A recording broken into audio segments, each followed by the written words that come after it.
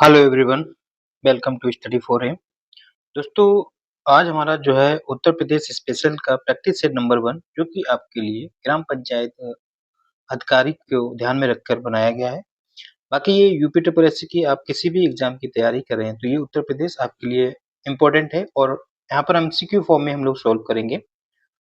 और हमारा रिवीजन करने का एक ऐसा तरीका रहेगा सॉल्व करने का, हम लोग पूरा कॉन्सेप्ट क्लियर करते हुए चलेंगे। हो सकता है कि ये वीडियो लंबी हो जाए, बट आप इसको देखें, आपको बहुत अच्छा लगेगा, पढ़कर कॉन्फिडेंस फील होगा। तो चलिए स्टार्ट करते हैं।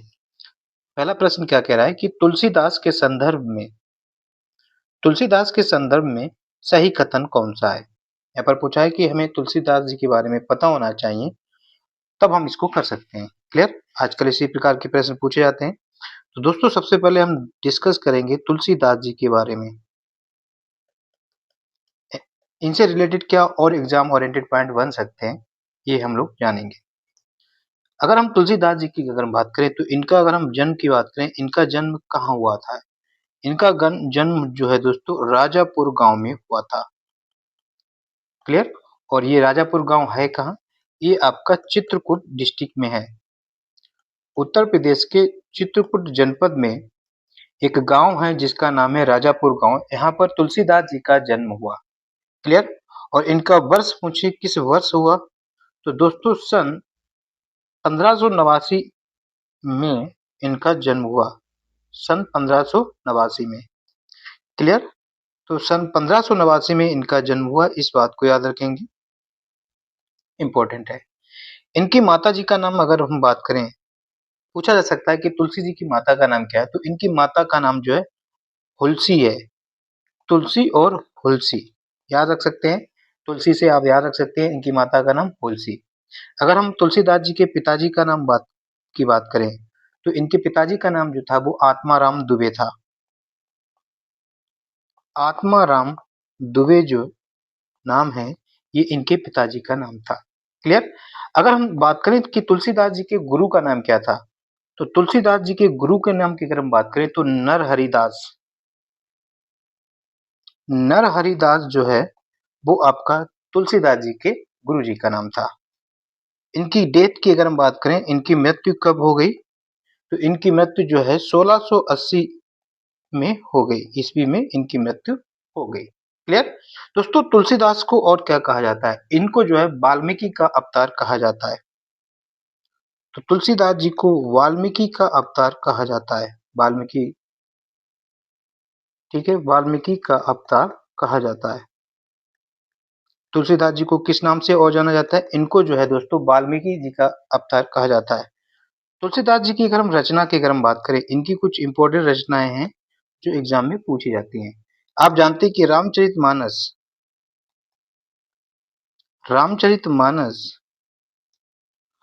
की रचना किसने की? तुलसीदास ने की।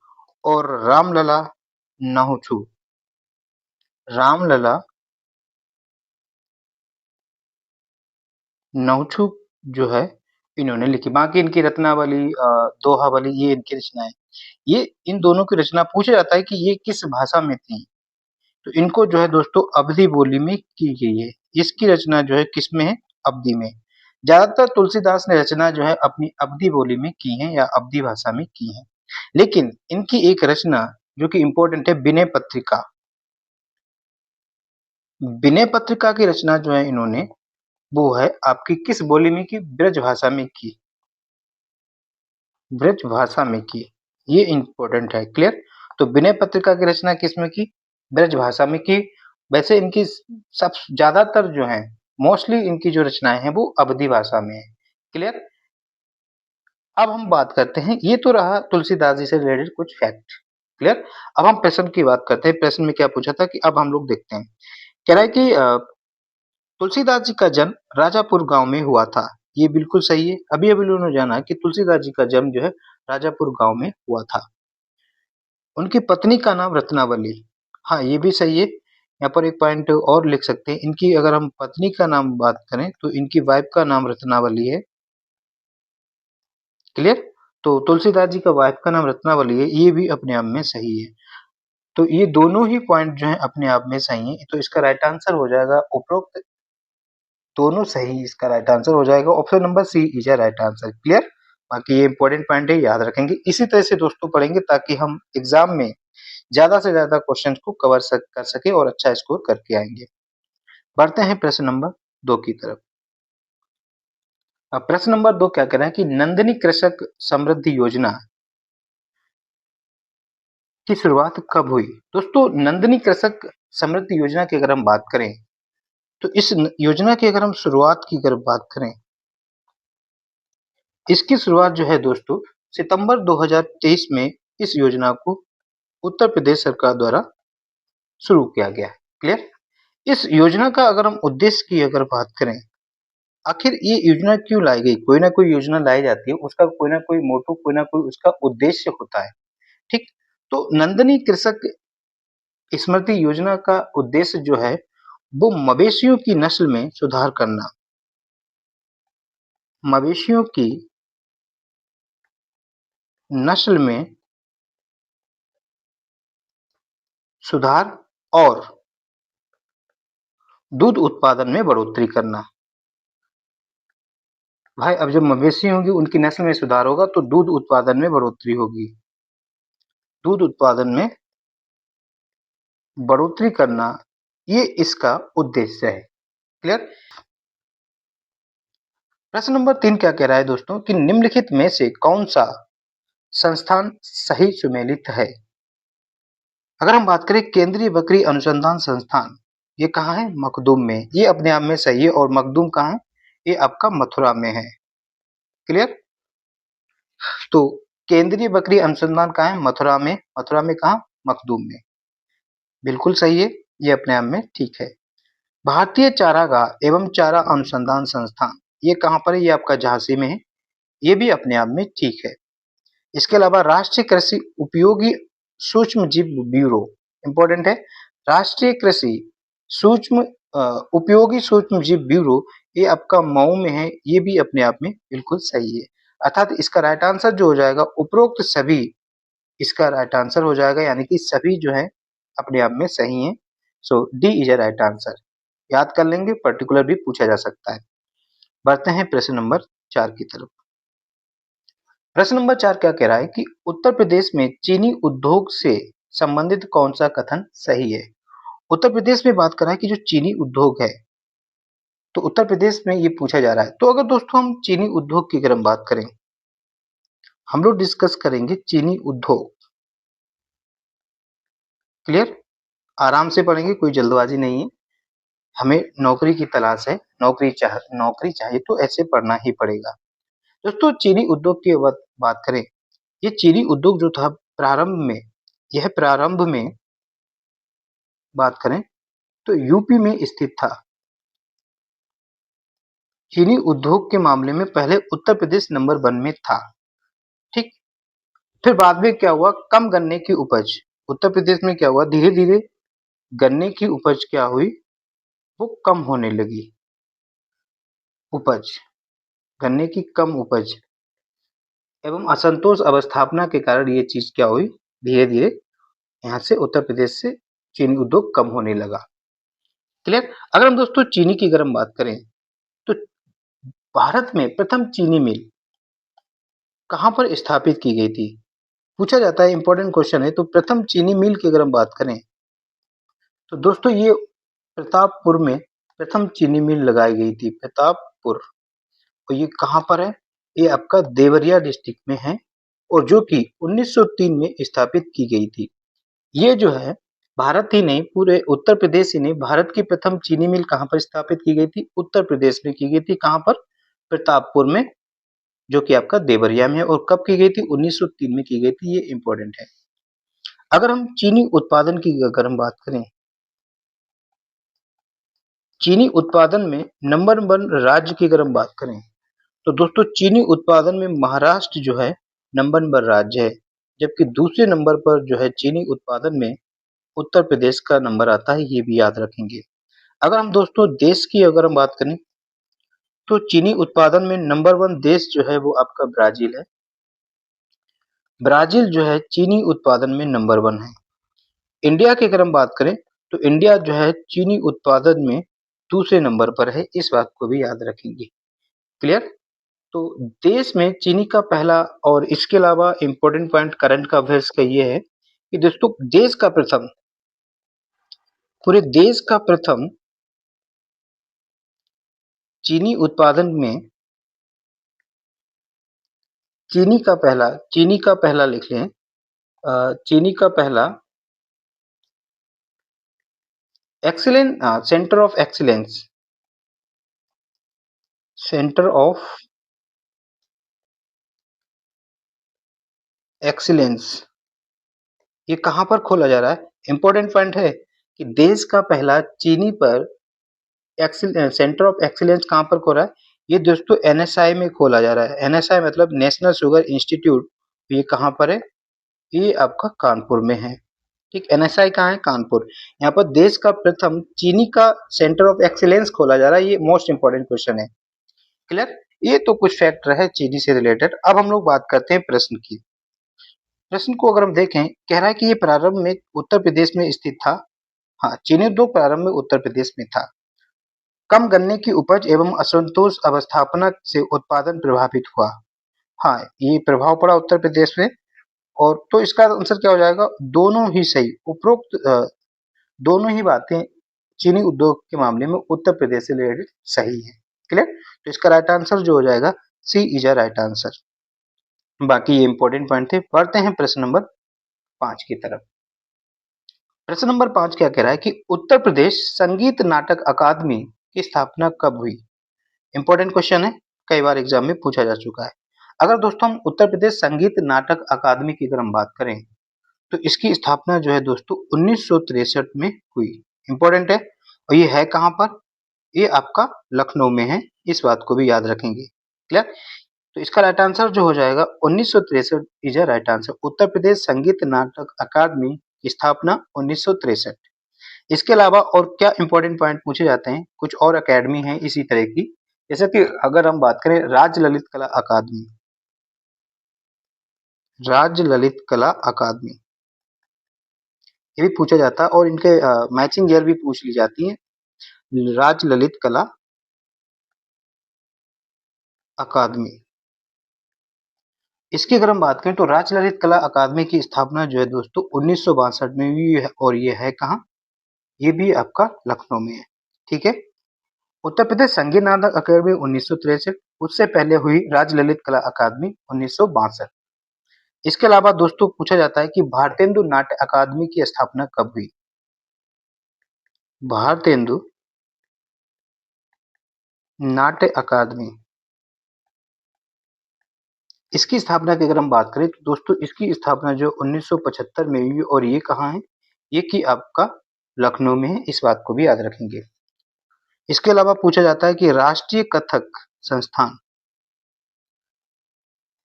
कथक संस्थान की स्थापना की अगर हम बात करें तो 1988-89 में जो है इसकी स्थापना हुई।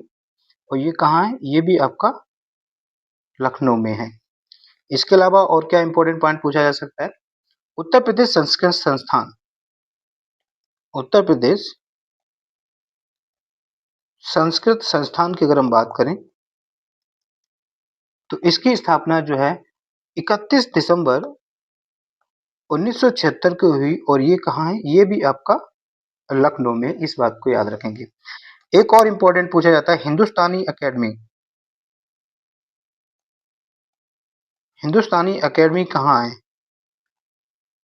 ठीक, हिंदुस्तानी एकेडमी पूछी जाए तो ये दोस्तों आपका प्रयागराज में है, ना कि लखनऊ में। इस बात को याद रखेंगे।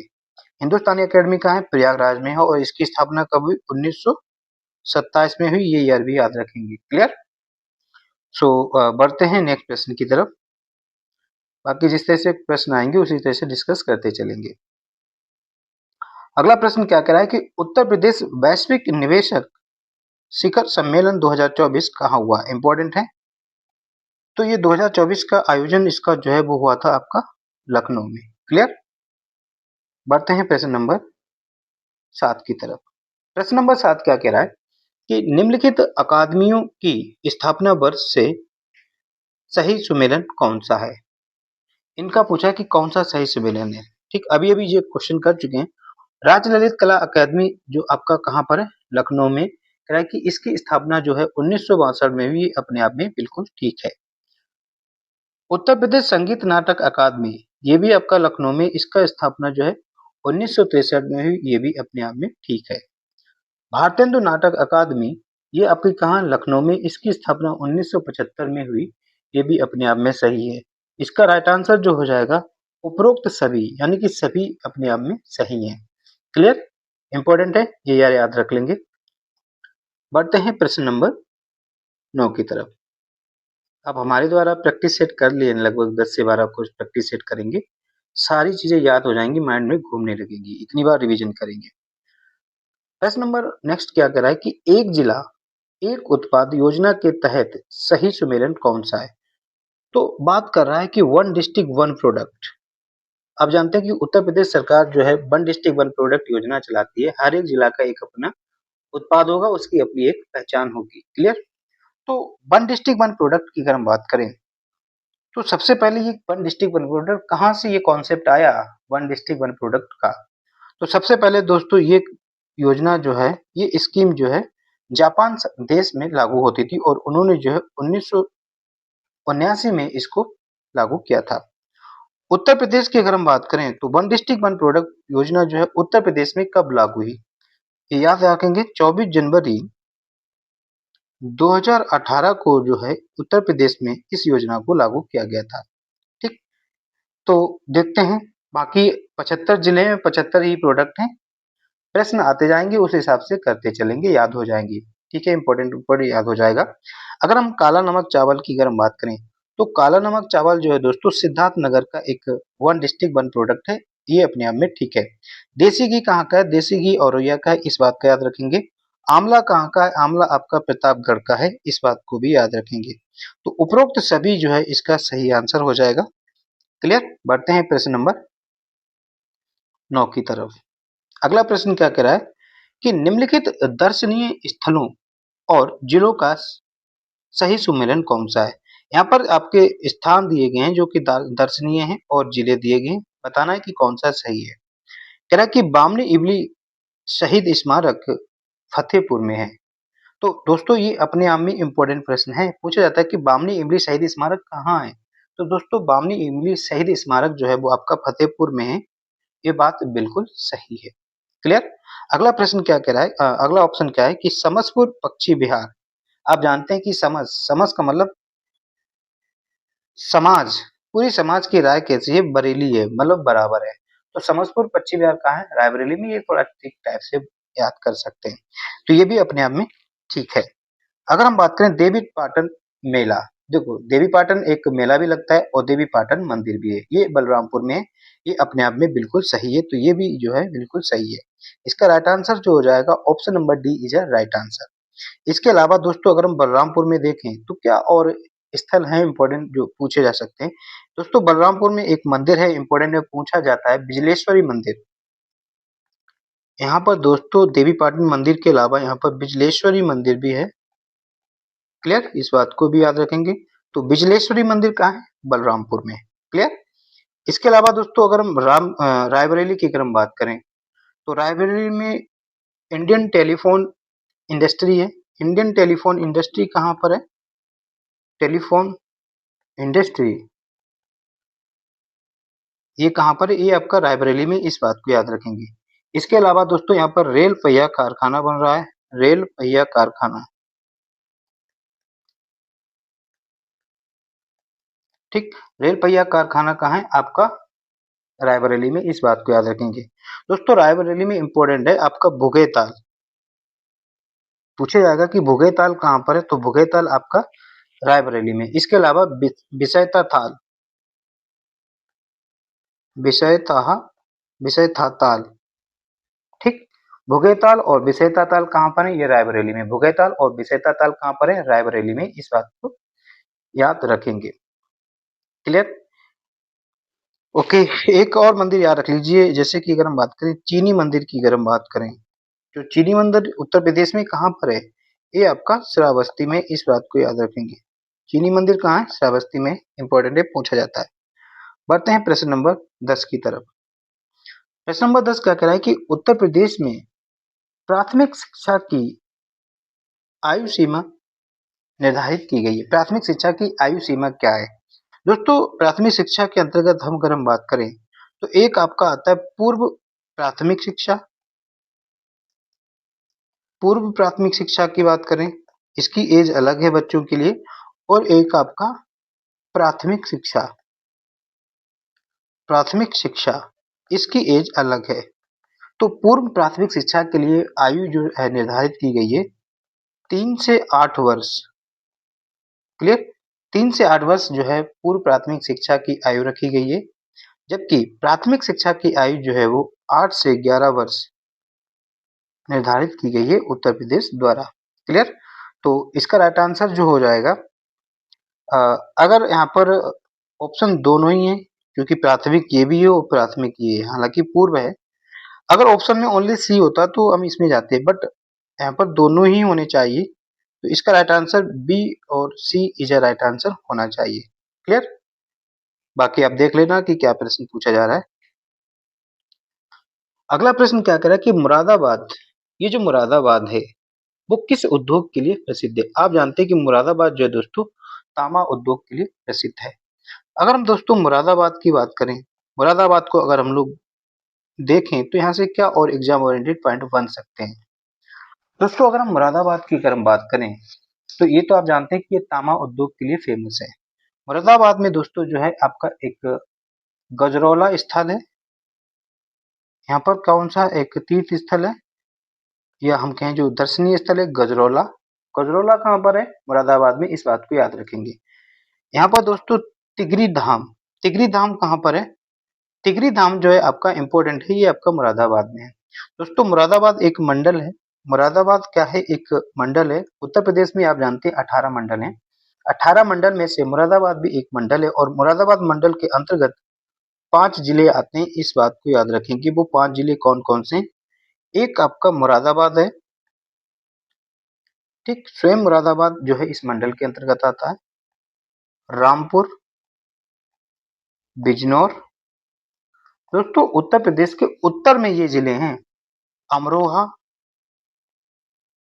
और आपका संबल, ठीक, ये 5 जिले जो हैं मुरादाबाद मंडल के अंतर्गत आते हैं। पर्टिकुलर भी पूछा जा सकता है कि संबल किस मंडल के अंतर्गत आता है या अमरोहा किस मंडल के अंतर्गत आता है, इस प्रकार से भी प्रश्न पूछे जा सकते हैं। मुरादाबाद का अगर हम वन डिस्ट्रिक्ट वन प्रोडक्ट देखें तो दोस्तों धातु शिल्प, धातु शिल्प जो है इसका वन डिस्ट्रिक्ट वन प्रोडक्ट है, इस बात को याद रखेंगे। क्लियर? और इसके अलावा दोस्तों मुरादाबाद जो है भारतीय विशेष आर्थिक जोन, उत्तर प्रदेश का प्रथम विशेष आर्थिक जोन, उत्तर प्रदेश का प्रथम विशेष आर्थिक जोन,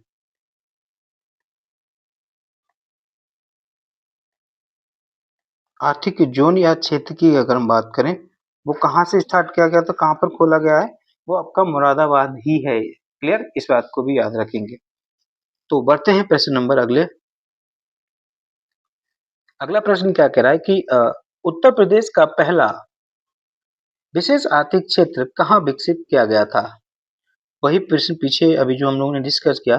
तो उत्तर प्रदेश का पहला स्पेशल इकोनॉमिक जोन जो है वो कहाँ पर किया गया है? वो आपका मुरादाबाद में किया गया है। आप जानते हैं कि मुरादाबाद को हम लोग जो है दोस्तों क्या कहते हैं? मुरादाबाद को पीतल नगरी भी कहा जाता है। पीतल नगरी इसे कहा जाता है। मुरादाबाद को बर्तनों का शहर भी कहा जाता है, बर्तनों का शहर। क्लियर? इस बात को भी याद रखेंगे। बढ़ते हैं प्रश्न नंबर 13 की तरफ। प्रश्न नंबर अगला क्या कह रहा है कि उत्तर प्रदेश कितने आर्थिक क्षेत्रों में बटा है? दोस्तों अगर हम दोस्तों आर्थिक क्षेत्रों की अगर बात करें, देखो अगर विशेष आर्थिक यहाँ पर जो प्रश्न है, अगर हम उत्तर प्रदेश में स्पेशल इकोनॉमिक जोन की अगर बात करें तो इस तरह वर्तमान समय में 14 संचालित हैं। क्लियर? इस बात को भी याद रखेंगे। अगर हम उत्तर प्रदेश को पूछा जा रहा है कि कितने आर्थिक क्षेत्रों में बांटा गया है, तो उत्तर प्रदेश दोस्तों 4 आर्थिक क्षेत्रों में बटा हुआ है। कौन कौन सा है? जिसमें से आपका पश्चिमी क्षेत्र, आपका केंद्रीय और तीसरा आपका है बुंदेलखंड। बुंदेलखंड और चौथा जो है वो आपका पूर्वी। ठीक, यहाँ पर पूछा जाता है कि पश्चिमी क्षेत्र के अंतर्गत कितने जिले आते हैं। इसके अंतर्गत दोस्तों उत्तर प्रदेश के 30 जिले आते हैं इस क्षेत्र के अंतर्गत, पश्चिमी इकोनॉमिक क्षेत्र के अंतर्गत। केंद्रीय में 10 जिले आते हैं, 10 जिले आते हैं। बुंदेलखंड में आपके दोस्तों 7 जिले आते हैं। अगर हम पूर्वी की अगर हम बात करें तो 28 जिले जो हैं इसके अंतर्गत आते हैं। इस तरह से इनको जोड़ेंगे ये टोटल 75 जिले हो जाते हैं। क्लियर? तो इसका राइट आंसर जो हो जाएगा option number B is a right answer. Clear? इसके अलावा अगर हम बात करें कृषि जलवायु क्षेत्रों की, अगर हम बात करें कृषि, ये भी पूछा जाता है कि उत्तर प्रदेश को कितने कृषि जलवायु क्षेत्रों में बांटा गया है। तो कृषि जलवायु क्षेत्र की अगर हम बात करें तो उत्तर प्रदेश को 9 कृषि जलवायु क्षेत्रों में बांटा गया है। इस बात को भी याद रखेंगे। बढ़ते हैं प्रश्न नंबर अगला। प्रश्न क्या कह रहा है कि चरकुला नृत्य मुख्य रूप से उत्तर प्रदेश के किस क्षेत्र में किया जाता है। इंपॉर्टेंट है और अच्छा क्वेश्चन है। चरकुला नृत्य जो है दोस्तों ये ब्रज क्षेत्र में किया जाता है। ठीक, इसमें क्या होता है कि लकड़ी की पिरामिड रखकर, इसमें क्या होता है महिलाएं जो हैं सिर पर लकड़ी का पिरामिड रखती हैं। ये पूछा जाता है, ये लकड़ी का पिरामिड रखकर जो है भगवान श्री कृष्ण का गीत या उनके नृत्य करती हैं। क्लियर? तो ब्रज क्षेत्र जो है इसका राइट आंसर हो जाएगा। इसके अलावा और क्या एग्जाम में पूछे जाते हैं वो हम लोग डिस्कस करते हैं। देखो चरकुला के अलावा दोस्तों पूछा जाता है कर्मा नृत्य। ठीक, कर्मा नृत्य कहाँ का है, ये जो किस क्षेत्र का है? ये दोस्तों कर्मा नृत्य जो है मिर्जापुर और सोनभद्र का एक नृत्य है। इंपॉर्टेंट है, मिर्जापुर और सोनभद्र में इस नृत्य को किया जाता है। इसके अलावा मोस्ट इंपोर्टेंट नृत्य ये भी है आपका चौरसिया नृत्य। चौरसिया नृत्य कहाँ का है दोस्तों? चौरसिया नृत्य जो है वो आपका जौनपुर डिस्ट्रिक्ट में किया जाता है। और जौनपुर को में जानते हैं आपका क्या है, जौनपुर वही है जहाँ पर अटाला मस्जिद है। ये भी पूछा जाता है अटाला मस्जिद कहाँ है, तो अटाला मस्जिद जो है आपका जौनपुर में। जौनपुर को कुछ कहा जाता है, क्या कहा जाता है? सिराज ए हिंद, सिराज ए हिंद नाम से जो है जौनपुर को जाना जाता है। ठीक है, इस बात को भी याद रखेंगे। इसके अलावा दोस्तों हम नृत्य की अगर बात करें, नटवरी नृत्य। नटवरी नृत्य जो है दोस्तों पूर्वी उत्तर प्रदेश का नृत्य है। पूर्वी उत्तर प्रदेश में नटवरी नृत्य किया जाता है। इसके अलावा दोस्तों सैरा इंपॉर्टेंट है, पाई डंडा, पाई डंडा और आपका राई, ये भी आपके उत्तर प्रदेश के नृत्य हैं। ये आपका बुंदेलखंड क्षेत्र का नृत्य है। ठीक है, ये भी याद रखेंगे, इंपॉर्टेंट है। तो चरकुला आपका कहाँ है? ब्रज का है। बढ़ते हैं प्रश्न नंबर 15। अगला प्रश्न क्या कह रहा है कि चरकुला नृत्य में, ये जो चरकुला नृत्य है, महिलाएं अपने सिर पर किस प्रकार की संरचना संतुलित करती हैं। क्लियर? अभी अभी डिस्कस किया, क्योंकि वो लकड़ी के पिरामिड, ठीक है, लकड़ी के पिरामिड जो है को अपने सिर पे रखती हैं और बैलेंस करके नृत्य करती हैं। क्लियर? और ये है कहाँ का नृत्य? ये आपका ब्रज क्षेत्र का नृत्य है। इस बात को भी याद रखेंगे। प्रश्न नंबर अगला क्या कह रहा है कि उत्तर प्रदेश की संस्कृति का एक ऐतिहासिक पूर्व काल है। बिल्कुल ठीक है। इसमें सम्मिलित क्या है? देखो अगर उत्तर प्रदेश के इतिहास की अगर हम बात करें तो वहां पर बुद्ध जी का भी वर्णन मिला है इतिहास में। नवाब भी लखनऊ के जो सुल्तान होते थे उनको नवाब कहा जाता था। महाराजा भी, महाराज भी उत्तर प्रदेश के इतिहास से संबंधित है। तो इसका राइट आंसर जो हो जाएगा वो उपरोक्त सभी इज राइट आंसर। बढ़ते हैं प्रश्न नंबर 16। प्रश्न नंबर 16 क्या कह रहा है कि मेरठ जिले में स्थित आलमगीरपुर से किस सभ्यता के अवशेष प्राप्त होते हैं। देखो दोस्तों अगर हम प्राचीन इतिहास की बात करें तो आलमगीरपुर जो है एक उत्तर प्रदेश का स्थान है। ये पूछ रहा है कि किस हड़प्पा सभ्यता का ये स्थान रहा है इससे संबंधित। तो दोस्तों सॉरी, ये किस सभ्यता से रहा है, इसका आंसर तो मुंह से निकल गया। तो दोस्तों आलमगीरपुर जो है हड़प्पा सभ्यता से संबंधित है। क्लियर? और ये आलमगीरपुर है कहाँ पर? ये आपका मेरठ में है। मेरठ की अगर हम बात करें तो दोस्तों मेरठ में जानते हैं कि आप 1857 की क्रांति का प्रारंभ कहाँ से हुआ? मेरठ से हुआ। इस बात को याद रखेंगे।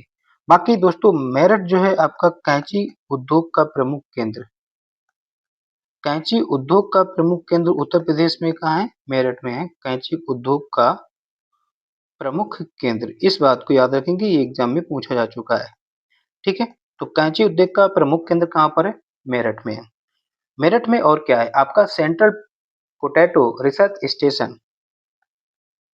सेंट्रल पोटैटो रिसर्च स्टेशन कहाँ पर है आपका? उत्तर प्रदेश में। ये आपका मेरठ में है, इस बात को याद रखेंगे। यहाँ पर दोस्तों डॉक्टर भीमराव अंबेडकर हवाई अड्डा है। डॉक्टर भीमराव अंबेडकर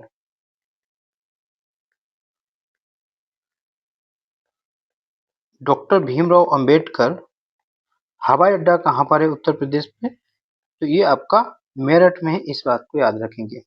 दोस्तों मेरठ में आपका सॉफ्टवेयर टेक्नोलॉजी पार्क है। तो सॉफ्टवेयर टेक्नोलॉजी पार्क कहाँ पर है? सॉफ्टवेयर टेक्नोलॉजी पार्क आपका मेरठ में है, इस बात को भी याद रखेंगे। टेक्नोलॉजी पार्क ये कहाँ पर आपका? मेरठ में। दोस्तों यहाँ पर एक इंपॉर्टेंट क्वेश्चन है जो कई बार एग्जाम में पूछा जा चुका है, जो कि आपका है सरदार पटेल कृषि एवं प्रौद्योगिकी विश्वविद्यालय।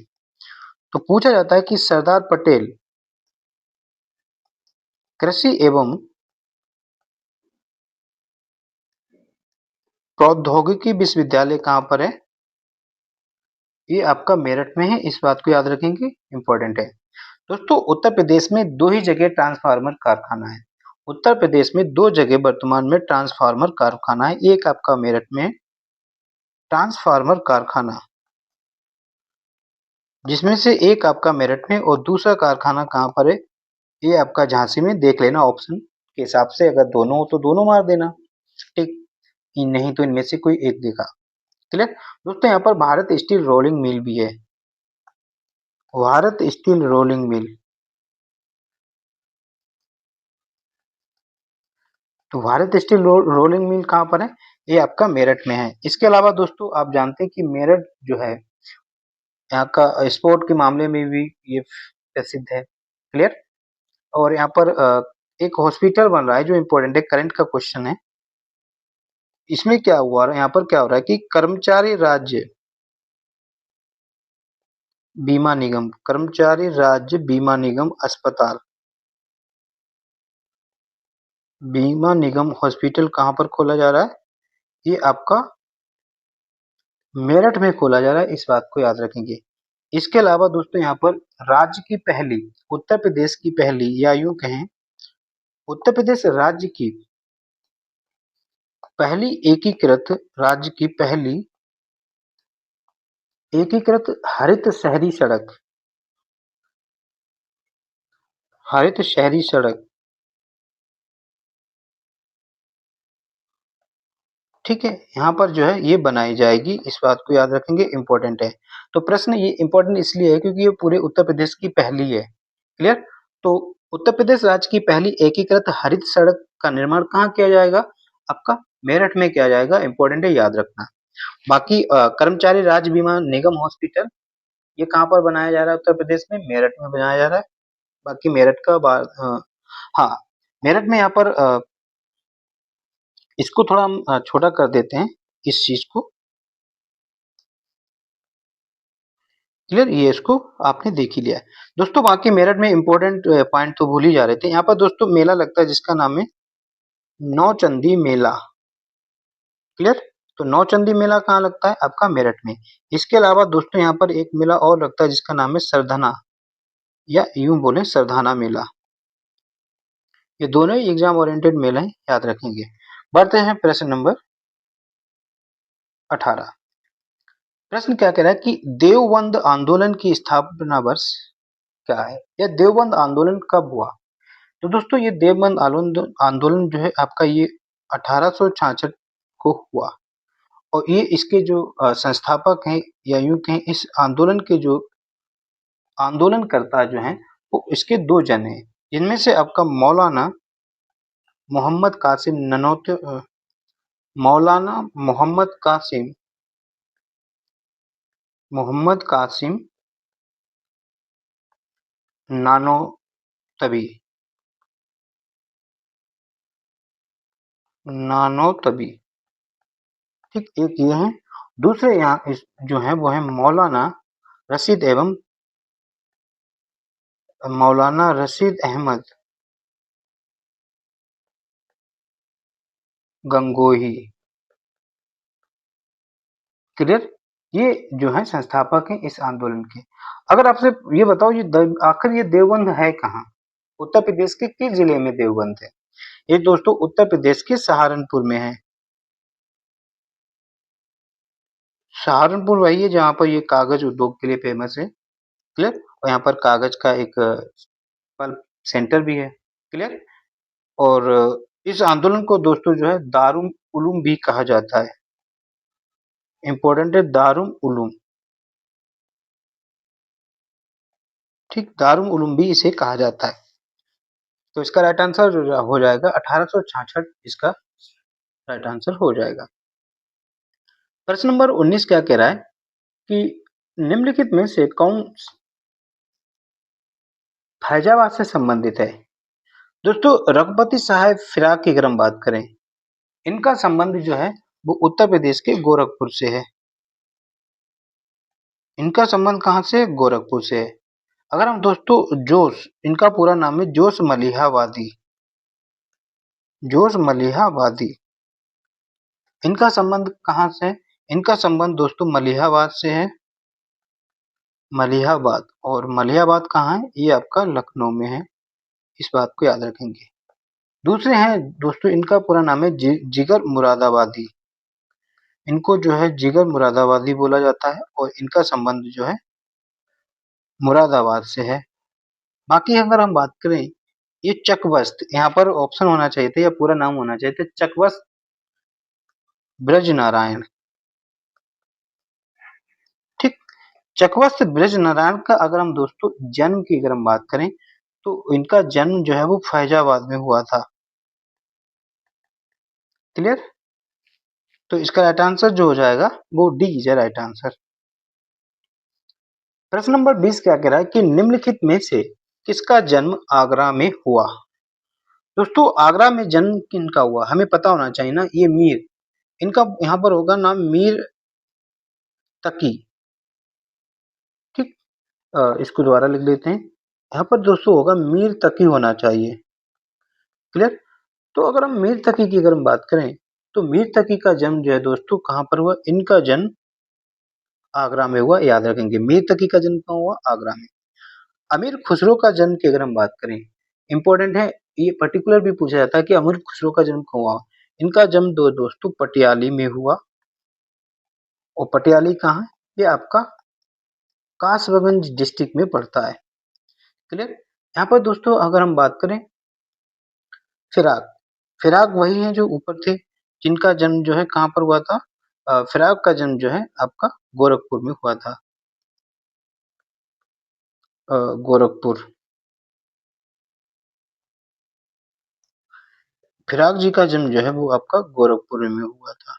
गालिब, इनका नाम है यहाँ पर मिर्जा गालिब। और मिर्जा गालिब का जन्म जो है दोस्तों, इनका भी जन्म आगरा में हुआ था। क्लियर? तो इसका राइट आंसर जो एक ऑप्शन और बढ़ा लीजिए, ई, यानी कि A and D is a right answer.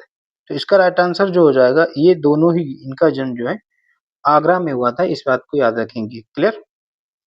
Option यहाँ पर नहीं है।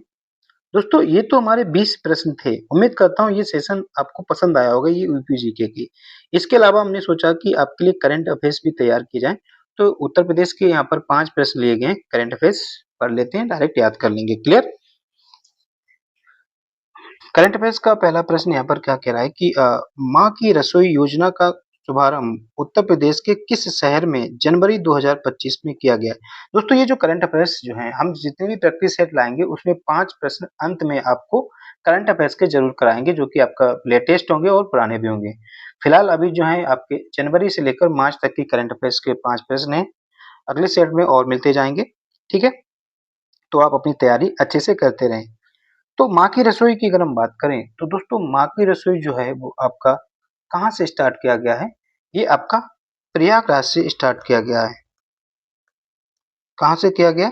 प्रयागराज से किया गया है। और ये कब स्टार्ट किया गया था? इसको दोस्तों 10 जनवरी 2025 में स्टार्ट किया गया है उत्तर प्रदेश द्वारा। और ये कहाँ पर स्टार्ट किया गया? प्रयागराज की अगर हम बात करें तो ये प्रयागराज में एक हॉस्पिटल है जिसका नाम है स्वरूप रानी नेहरू हॉस्पिटल।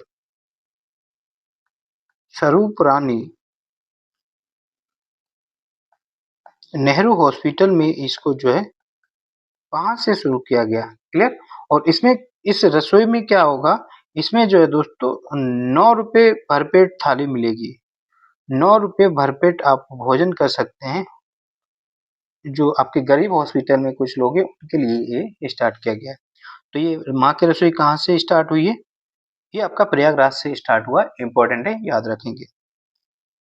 इसके अलावा प्रश्न दूसरा क्या है करंट अफेयर्स का, कह रहा है कि फरवरी 2025 में, इसको रफ कर देते हैं। प्रश्न क्या कह रहा है कि फरवरी 2025 में उत्तर प्रदेश सरकार ने जीरो पॉवर्टी उत्तर प्रदेश अभियान, इंपॉर्टेंट है, जीरो पॉवर्टी उत्तर प्रदेश अभियान के तहत कितनी राशि आवंटित की है? तो दोस्तों जीरो पॉवर्टी उत्तर प्रदेश अभियान के तहत उत्तर प्रदेश सरकार ने यहाँ पर आई थिंक 2500 करोड़ रुपए होने चाहिए। क्लियर? तो इसका राइट आंसर जो हो जाएगा वो 2500 करोड़ या आई थिंक 250 करोड़ रुपए जो है इसका राइट आंसर हो जाएगा। 2500 नहीं होगा यहाँ पर, 250 करोड़ रुपए इज अ राइट आंसर। प्रश्न नंबर 3 क्या कह रहा है कि करंट अफेयर्स का क्वेश्चन है। प्रश्न नंबर 3 क्या कह रहा है कि मार्च 2025 में, लेटेस्ट है, कानपुर के बिठूर में आयोजित महोत्सव का मुख्य उद्देश्य क्या था?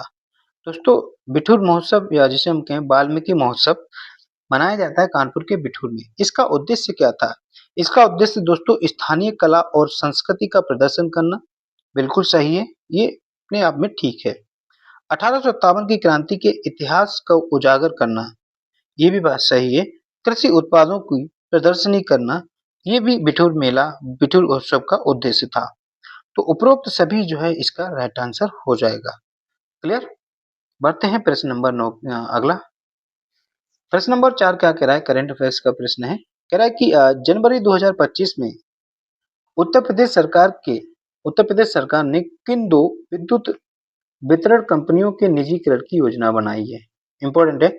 जनवरी 2025 में उत्तर प्रदेश सरकार ने 2 विद्युत वितरण कंपनियों के निजीकरण की योजना बनाई है। उनका प्राइवेटाइजेशन करेगी उत्तर प्रदेश सरकार। तो ये जो है आपका इसका राइट आंसर जो हो जाएगा दक्षिणांचल जल विद्युत वितरण निगम और पूर्वांचल विद्युत वितरण निगम, भी इसका राइट आंसर हो जाएगा। क्लियर? याद कर लेंगे। अगला प्रश्न क्या कह रहा है कि प्रयागराज में जनवरी से फरवरी 2025 में आयोजित महाकुंभ मेला में अनुमानित कितने करोड़ श्रद्धालुओं ने भाग लिया? तो दोस्तों ये तो आपको पता होगा, लगभग 40 करोड़ लोगों ने महाकुंभ में भाग लिया। अगला प्रश्न क्या कह रहा है कि महाकुंभ मेला 2025 के दौरान प्रयागराज में कितने पॉन्टून पुलों का निर्माण किया गया? इंपॉर्टेंट है। तो दोस्तों कितने पॉन्टून पुलों का निर्माण किया गया था? तो दोस्तों इसमें 30 पुलों का निर्माण किया गया था। इंपॉर्टेंट है। कितने पुल बनाए गए थे? 30 पॉन्टून पुल बनाए गए थे। क्लियर? तो दोस्तों ये 6 प्रश्न थे करंट अफेयर्स के। बाकी ये उत्तर प्रदेश स्पेशल जीएस है। उम्मीद करता हूँ ये सेशन आपको पसंद आया होगा। सेशन पसंद आया तो वीडियो को लाइक करें, चैनल में नए हैं चैनल को सब्सक्राइब करें और अपने दोस्तों तक शेयर करें। अगर आपको कोई क्वेरी है तो आप कमेंट बॉक्स में बता सकते हैं, नहीं तो आप डिस्क्रिप्शन बॉक्स में जाएंगे, वहाँ पर व्हाट्सएप नंबर है, वहाँ से आप मैसेज कर सकते हैं। और आप हमारा study for M Telegram channel को ज्वाइन करें, जहाँ से आप पीडीएफ भी डाउनलोड कर सकते हैं। सो थैंक यू दोस्तों। जय हिंद, जय भारत।